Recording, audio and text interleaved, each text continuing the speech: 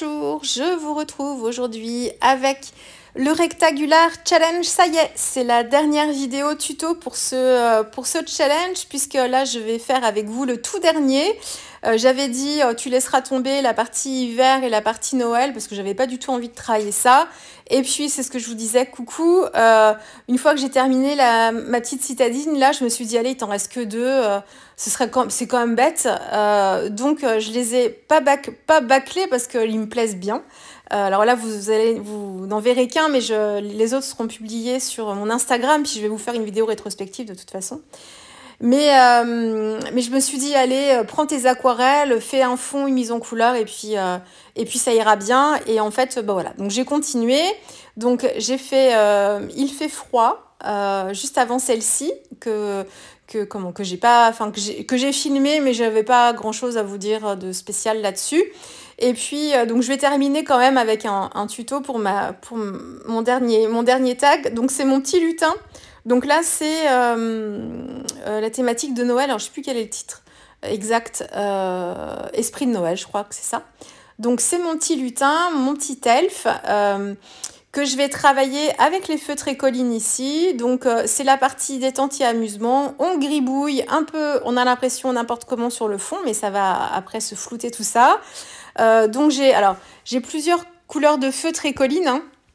Alors, il y a, pour moi qui adore le vert et le bleu, chez Écoline, on a plein de vert et plein de bleu, donc c'est top. Donc voilà, donc je m'amuse, je crée des parties plus claires, des parties un petit peu plus foncées. Et puis, en prenant soin de bien recouvrir tout mon papier. Alors, on peut laisser des zones de blanc aussi, hein, ça apportera un peu plus de zones de lumière, hein, c'est possible aussi. Et puis, une fois que j'ai fait tout ça, j'ai pchité de l'eau pour activer un petit peu les feutres. Et puis, je suis venue avec mon pinceau aquarellable pour mélanger toutes les zones ensemble et flouter tout ça. Donc, j'hésite pas à revenir encore, à retravailler aussi en crayonnant les feutres sur ma plaque en verre. Très pratique, la plaque en verre. Je pourrais plus travailler autrement que sur ce genre de support parce qu'en fait, c'est pour moi qui travaille depuis longtemps le scrap et l'aquarelle et la patouille en règle générale. Dieu sait si j'ai usé plusieurs tapis de coupe qui finissaient par être tout sales, tout gondolés à force de les avoir chauffés pour faire mes séances d'embossage. Je protégeais pas spécialement avec des papiers brouillons, donc je me retrouvais avec des traces de gesso, des traces d'acrylique, enfin bon bref. Et depuis que j'ai ma plaque en verre, franchement, un petit coup de lingette, de l'eau, en fait, j'ai même pas de produit, hein. Un petit coup, je vous fais l'article, mais là, vous la voyez depuis longtemps, ma plaque en verre. Vous me demandez d'ailleurs souvent si j'en suis contente. Bah, très. Je vous réponds collectivement, très contente de ma plaque en verre, je ne pourrais plus m'en passer.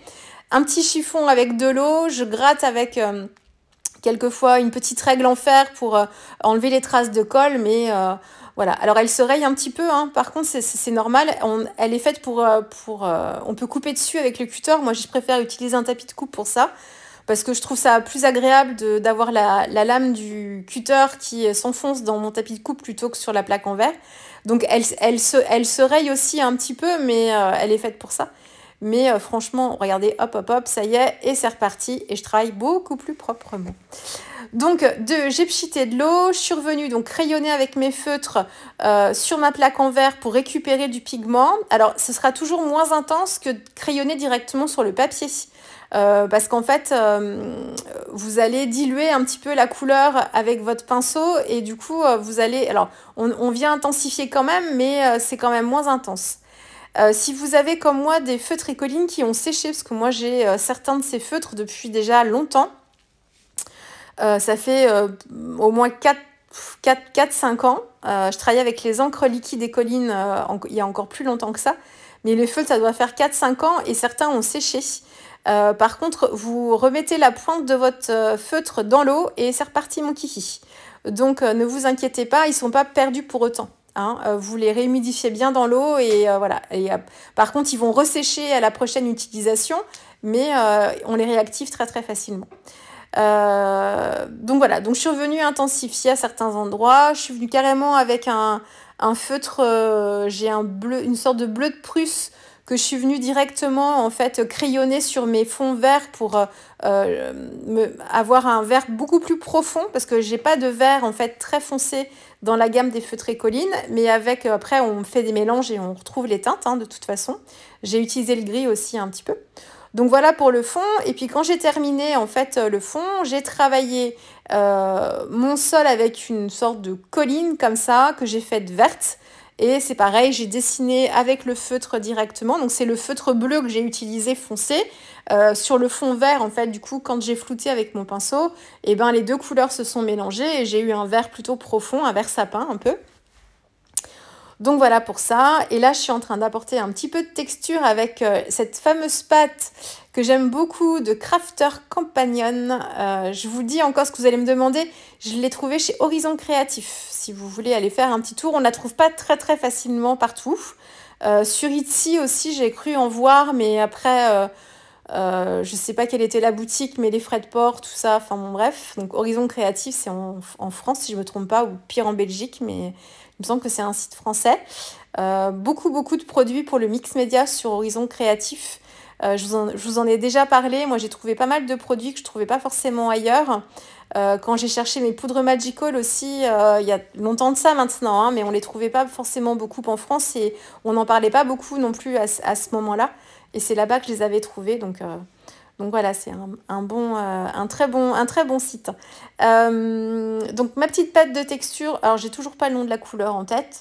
C'est la verte avec des paillettes jaunes, à moitié jaune, enfin un vert jaune. Donc ça c'est le fond. Et là je suis en train de mettre en couleur mon petit lutin. Là c'est pareil, je veux aller vite. Voilà, il faut que ça s'arrête. Il faut que ça s'arrête. Faut en finir de ce challenge au bout d'un moment pour passer à autre chose. Alors du coup, je crayonne directement avec mes feutres sur mon petit lutin et je fais mes mises en couleur directement comme ça. Et j'active après mon aquarelle avec mon pinceau à réservoir. Donc là, le lutin, il est pas très gros là. Enfin, sa tête, ça va, on a la place. Mais son corps, c'est assez fin. Donc moi j'ai un pinceau aquarellable plutôt en taille S ici que j'utilise pas souvent, mais pour les détails là c'était indispensable. Et puis je viens crayonner directement sur mon motif. Alors ce qui est très pratique, je vais vous le chercher celui-là parce que je l'ai pas rangé exprès. Pour celles qui galèrent avec la couleur peau, dans les mélanges aquarelles j'entends, eh bien il y a un feutre Écoline, c'est le beige je crois, c'est le 420. Voilà, c'est le beige qui est super bien pour la couleur peau. Moi, je pense que je vais me le laisser sorti les jours où je voudrais aller assez vite. Parce qu'en fait, on crayonne directement le crayon sur le visage. On active tout ça avec de l'eau et la couleur peau est faite. Alors, il y a deux teintes. Moi, là, je vous ai donné celle que j'ai utilisée ici. Il y en a une autre, c'est un beige qui a une teinte légèrement, en fait, un tout petit peu plus foncée, qu'on peut utiliser pour faire les ombres aussi, qui peut être très bien. Et ça va très vite. Et pour une fois, c'est parce que moi j'aime pas les aquarelles j'aime pas les godets d'aquarelle qui sont travaillés déjà pour travailler la peau, parce qu'en fait, souvent dans ces aquarelles-là, on a du blanc dedans. Et en fait, le blanc, ça donne de l'opacité à l'aquarelle et un côté crayeux. Et moi, ce que j'aime dans les teintes de peau, quand je les travaille à l'aquarelle, c'est justement qu'on ait une transparence, en fait, qu'on ait quelque chose de léger. On peut avoir une couleur de peau qui soit pas forcément très très pâle pour autant, mais c'est la transparence vraiment de la peau, quoi, pour le côté naturel. Et avec les godets qui sont déjà travaillés avec la teinte de peau, il y a souvent du blanc dedans. Alors c'est pas systématique, hein.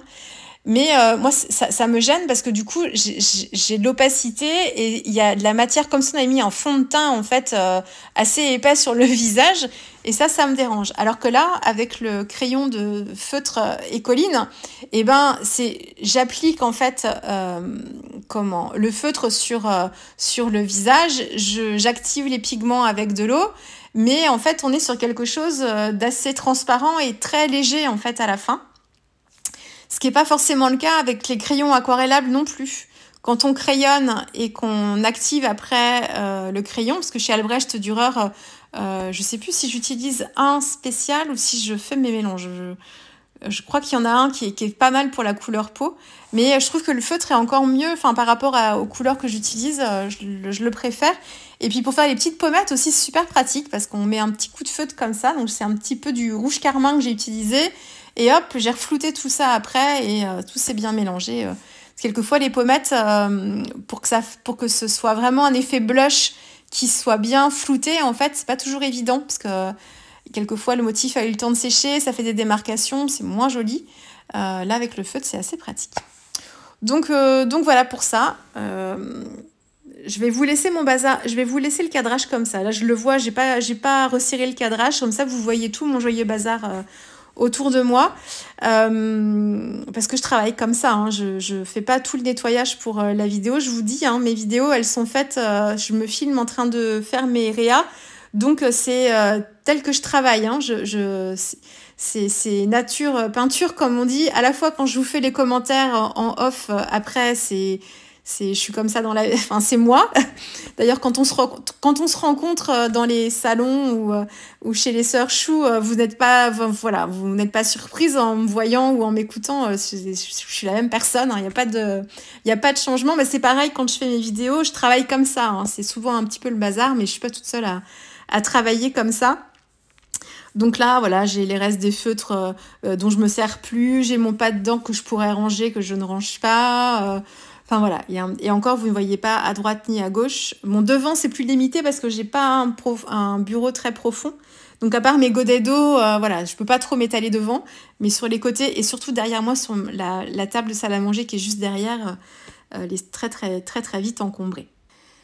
Alors là, je suis en train justement de faire un peu de place parce que qu'est-ce que je vais faire? Ah oui, alors là, je vais reprendre tous les contours de mon motif avec mes petits crayons noirs. Alors ça, c'est des parties que je vous laisse pas parce qu'en fait, je remarque en fait chaque trait des tampons pour donner un petit peu plus de contraste et un petit peu plus de peps à ma réa suivant ce que j'utilise. Quelquefois, les traits sont un peu recouverts.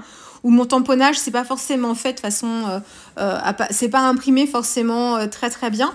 Donc je reprends avec mes petits crayons noirs, voilà. Donc c'est quelque chose que enfin vous le savez, mais je vous filme pas toujours parce que voilà, y a rien de passionnant. Là, je m'attaque à la partie assemblage. J'ai découpé Naughty Nice. J'ai refait en fait. J'ai détouré les deux petits carrés et le Naughty et le Nice, je les ai encadrés pour que ce soit un petit peu plus léger en fait sur mon fond, parce que ça me faisait trop de blanc, parce que j'ai pas forcément beaucoup de blanc ici. J'ai hésité à mettre de la couleur en fait sur mes petits carrés, mais Naughty or Nice, et il faut choisir l'un des deux camps. Donc je sais pas ce que j'avais envie de choisir ce jour-là, donc j'ai pas voulu choisir. Et puis qu'est-ce que j'ai fait d'autre? J'avais dû faire des petites gouttes aussi dans le fond avec de l'aquarelle verte.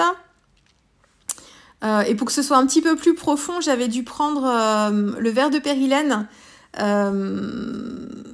dans mes godets d'aquarelle parce que j'avais pas de vert intense en fait dans la marque Colline pour faire mes gouttes. Et puis j'ai fait un petit goutte de Posca blanc aussi, mais mon Posca est en fin de course là, et du coup j'ai moins d'acrylique dedans et il n'est pas assez blanc, donc ça sert pas à grand chose.